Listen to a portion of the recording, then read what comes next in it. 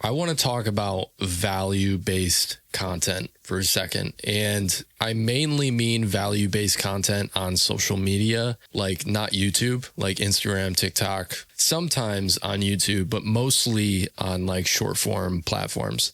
Right here, this is the perfect example. We're talking about the message that this guy preached, Gary Vee. And don't get me wrong, I absolutely love Gary Vee. I also have another one of his books right here.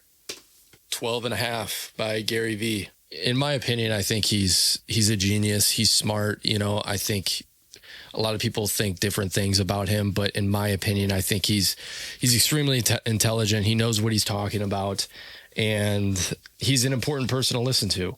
Especially if you're in this job of trying to become a creator, make a career out of it. About 7 years ago, he released a lot of content talking about value-driven content.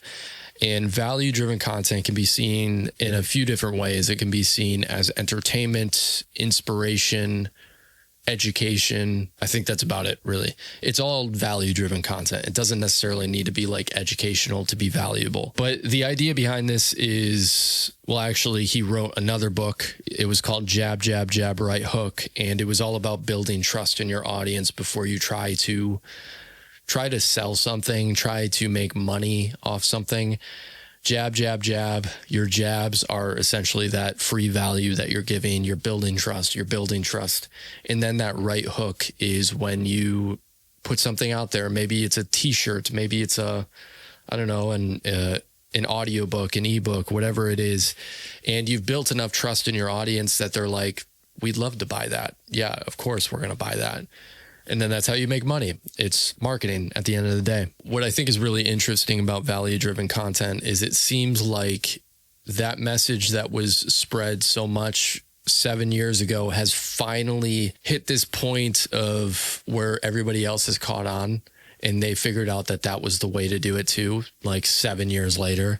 Because in this past year, I think value-driven content has gotten so out of hand. It's become too much at this point to where I usually will just scroll past stuff like that. But I think when it comes to creating a video in 30 seconds to a minute and trying to give value to people, I think what happens is you end up talking about the same thing that other creators are also talking about.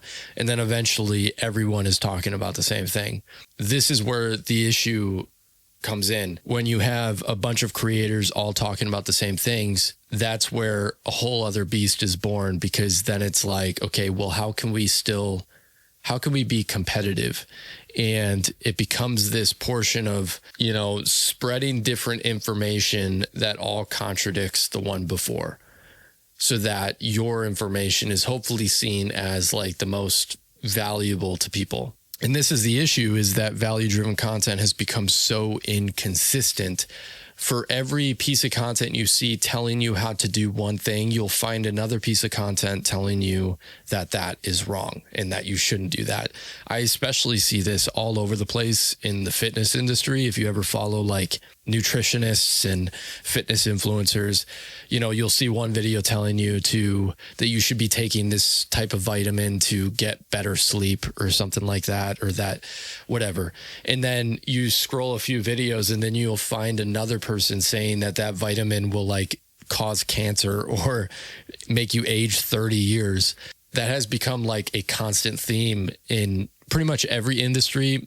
It's pretty obvious, and it's an obvious example in the fitness industry, but it's in every industry. The reason why this is such a huge problem is, I think, where you thought creating value-based content was going to build trust, it's now doing the exact opposite, because now viewers, people who are watching, don't know who to trust, because there's so much information out there. Most of it is just regurgitated, recycled information that has come before. It's all contradicting each other, or it's all exactly the same.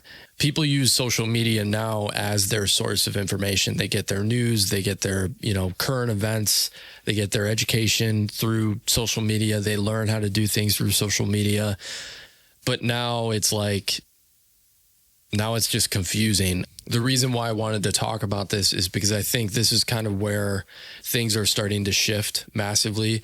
And I think there's an opportunity here for people like me, for other creators to storytell. And I think that's why exactly you've seen a resurgence in vlogging, in day in the life content on YouTube, because it has so much depth and humanity to it which you can't get through Instagram. I remember like during COVID around like 4 years ago, when everybody was talking about short form content and how, you know, the attention span of human beings is just becoming less and less, and that short form content is just super satisfying for people to flip through.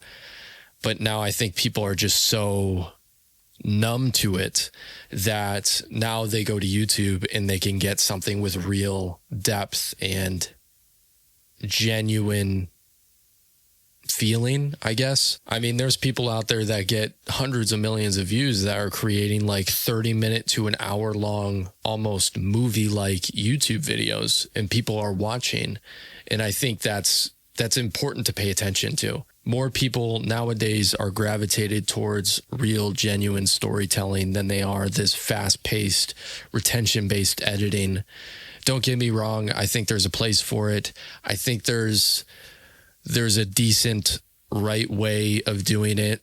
But right now, I think it's just, man, I can't even go onto my like For You page or on Instagram and find anything that is really genuine. But when I do, like, I save those people, I save those videos, because I'm like, wow, that's great. You know, I think there needs to be more of that on short form platforms. So, I mean, anyways, I don't even know really where I'm going with this video. I really just kind of wanted to start a conversation. If you feel the same way, if you're completely against what I'm talking about, let me know in the comments. I'd love to start a conversation. Now, I mean, I guess if I had to give like a closing message to creators out there or people who want to start creating, I would just focus on storytelling, just documenting storytelling, telling a story. If you want to create value-based content, tell a story out of it. You know, I think a perfect example of that is somebody like Adrian Per.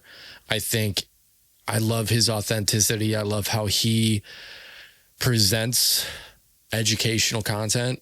I think it's way better than all this other crap that you see on Instagram or TikTok. Anyways, as for videos on this YouTube channel, there are a lot of videos that I'm actually currently editing all at once. It's kind of gotten a little complicated. That's why uploading has slowed down a little bit. But expect those very soon. I'll probably create a few more videos like this, just this real raw talking to the camera. Partially because I got a lot on my mind and I don't really think that any of these topics are topics that I should make a video about that is super highly produced. Anyways, I'm going to shut up now because I just keep on talking. Subscribe, like the video, and I'll see you in the next one.